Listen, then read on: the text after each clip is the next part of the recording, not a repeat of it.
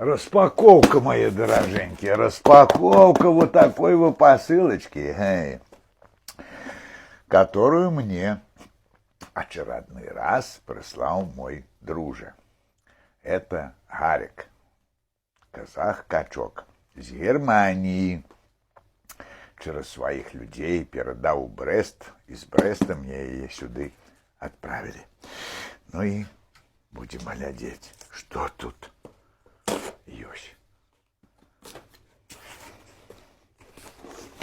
Великое дякую тебе, Гарик, за такой подгон.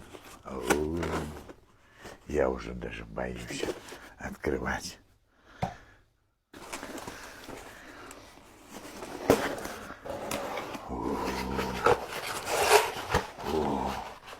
А что тут такое красное, нечто пожарное? А?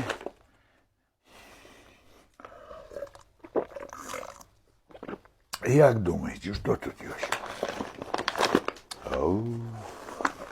Блядь, кобура.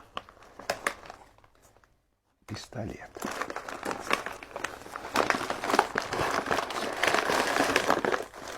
Сабля.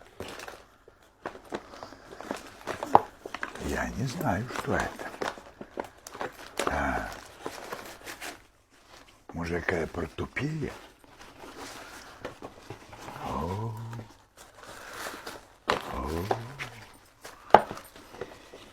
Оброть, наверное.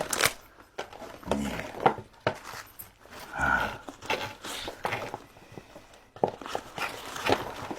Пярədнік. Чистая кожа. Каля майго Гарыныча топтаться. Великое дякуй. О, это хорошая вещь. Откупориваю я ножом, который мне подарил. Так само браточек, дуже острый. Опять жопа у Гарыныча зіпнется.